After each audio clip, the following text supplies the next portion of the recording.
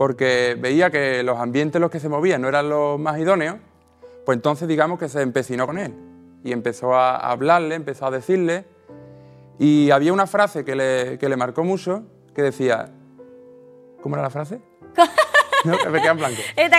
No te preocupes. De todas maneras es que lo tengo que decir. Se ha hecho un formulario de todo lo que sabe de San Francisco Javier que es espectacular. Lo tengo aquí en mis manos. Entonces, si hay alguna persona que esté en casa, como sabéis, siempre ofrecemos el librito y el DVD. Entonces, yo no voy a ofrecer otra cosa que su formulario, porque además no es un formulario cualquiera, es una serie de hojas donde él explica lo que conoce de San Francisco Javier con la relación actual personal que tiene con ese santo, que eso aún ayuda muchísimo más.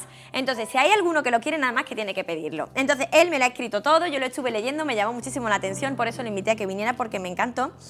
Y dice, me parece que la frase que tú me estabas diciendo, no sé si era esta, de buscar primero el reino de Dios. No, pues va a ser que nos hemos confundido.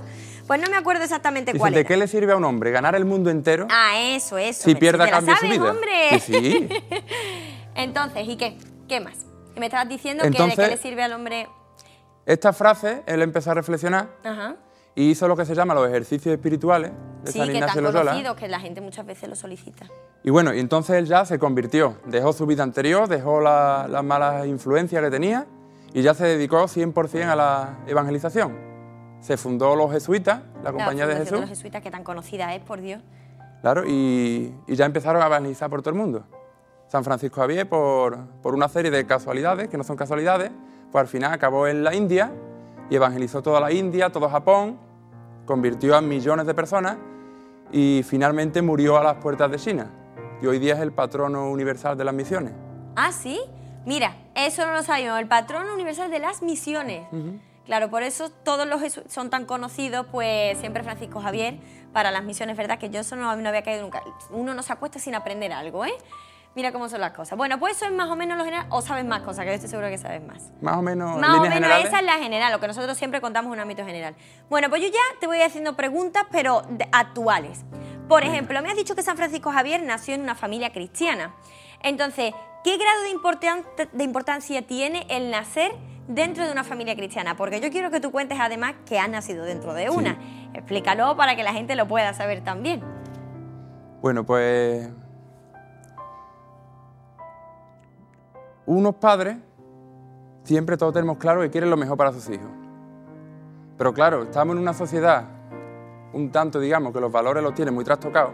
Claro. Y entonces, ¿qué es lo que uno considera que es lo mejor para sus hijos? ¿Cuál es la mejor herencia que uno le puede dejar a sus hijos? Pues yo, por méritos pocos, sino porque Dios lo ha querido así, he nacido en una familia cristiana, es verdad.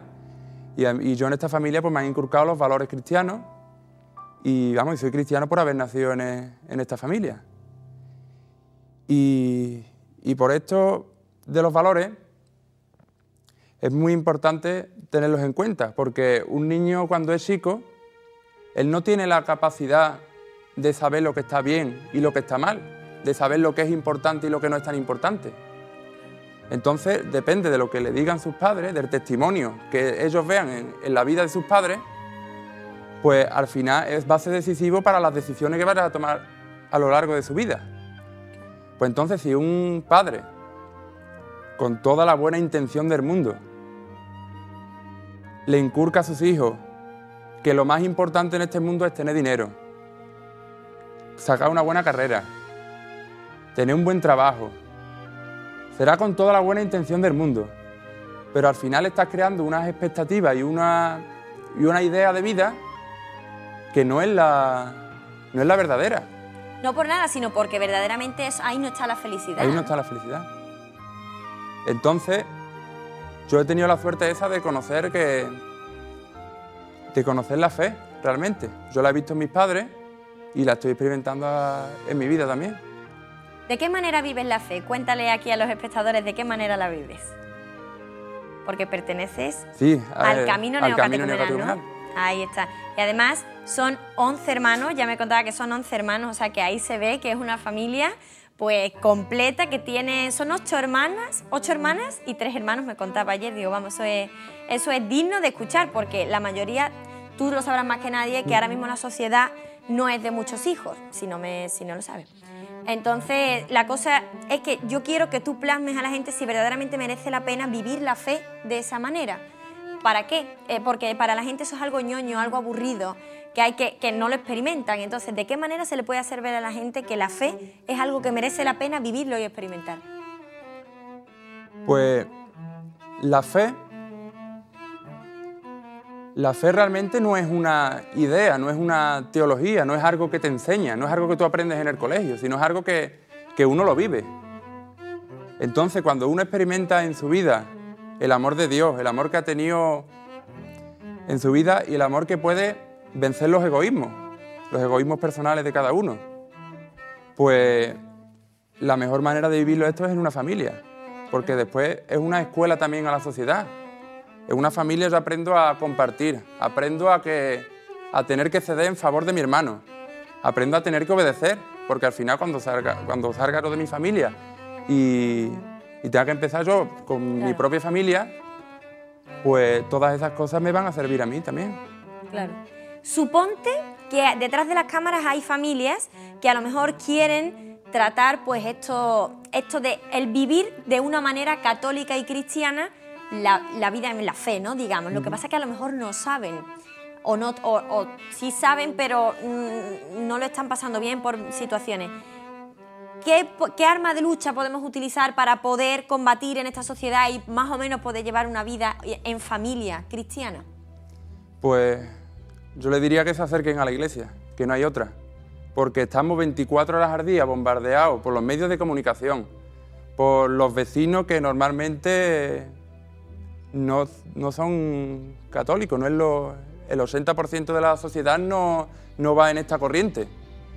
Pues entonces yo les diría que se acerquen a la iglesia, que hay mucha gente que vive como nosotros, claro, que piensa igual. Que no tienen que tener miedo a eso, ¿no? No. ¿Tú tienes miedo de poder explicarle a la gente lo que verdaderamente es vivir la fe?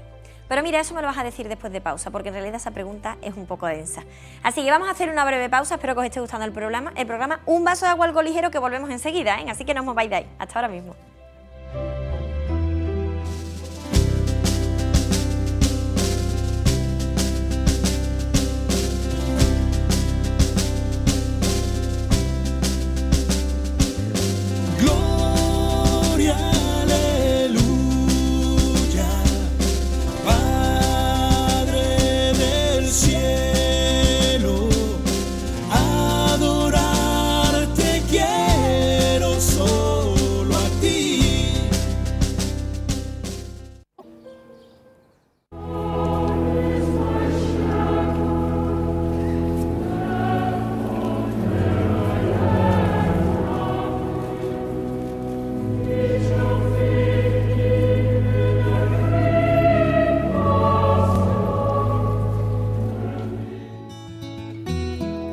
Pues ya estamos aquí después de la breve pausa, ha sido un momento y seguimos aquí con Francisco Javier, que era el que nos estaba contando un poquito cómo es la historia de Francisco Javier y la relación actual que tiene él con este santo, porque realmente ¿para qué sirve saber de un santo si tú actualmente a tu vida no lo extrapolas a nada? Entonces ya hemos hablado en la parte anterior de la familia, de lo importante que es. Para llegar a ser santo tienen que pasar muchísimas cosas, se tienen que dar una serie de situaciones en tu vida para que tú puedas llegar a esa santidad. Que ser santo no es ser muy bueno, ya lo hemos hablado muchas veces, que ser santo simplemente es aceptar plenamente la voluntad de Dios, pero te tienen que pasar una serie de cosas. Y uno de los elementos fundamentales para que tú y tus hijos lleguen a la santidad el día de mañana es la familia. Si tú vives en una familia católica, en una familia cristiana, donde los valores siempre son rondando a Cristo, donde se pone siempre a Dios lo primero, pues llega un momento en que tu vida, ya vengan mareas, vientos y grandes tempestades, está bien cimentada porque lo primero es Dios, y entonces todo lo que venga nunca te derrumba. Y entonces no tendrá, o sea, hay personas que tienen muchas depresiones, lo sabéis, que se pasa muy mal. Francisco Javier, yo supongo que tú conocerás también casos como estos, ¿verdad? De personas que se derrumban pues por situaciones así. Entonces, bueno, ya vamos a seguir haciendo la relación actual. A ver, Francisco Javier, tú me contabas antes que Francisco Javier fue una persona que no decidió dedicarse a las armas porque sus hermanos y su familia se habían dedicado a eso. Yo te pregunto, ¿eso actualmente contigo qué relación tiene? ¿Qué relación tiene? Más que decidir dedicarse o no a las armas es cuando ya decide irse a estudiar, Sí. llega allí al sitio y se encuentra con dos personas, en principio por casualidad. Pero ya hemos apuntado antes que en realidad la casualidad no existe, porque Dios tiene para cada persona tiene una historia. Y una historia no es más que una sucesión de acontecimientos. Y Dios en tu vida, en la mía, pues va día a día, pues va poniendo acontecimientos, va poniendo personas, va poniendo situaciones para hacerte ver, para decirte lo más claro posible. Lo que pasa es que Dios no se aparece como se apareció a la Virgen María con un ángel. Dios se aparece con... Dios habla de muchas maneras. Dios puede hablar por medio de las palabras de la misa, Dios puede hablar por un sacerdote, pero Dios también habla diariamente, habla con nosotros por los acontecimientos de la vida. Y entonces también hay que tener un poco de discernimiento para saber qué es lo que nos quiere decir Dios con esos acontecimientos.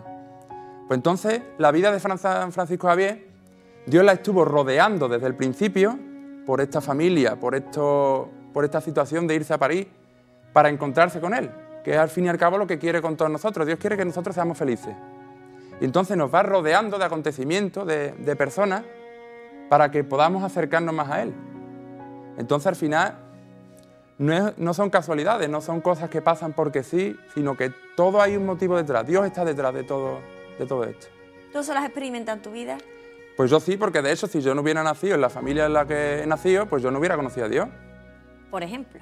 Yo ni soy mejor ni soy peor que el resto de mis compañeros de la clase, por ejemplo, pero ellos no se declaran cristianos. Ellos no han vivido lo que yo he vivido.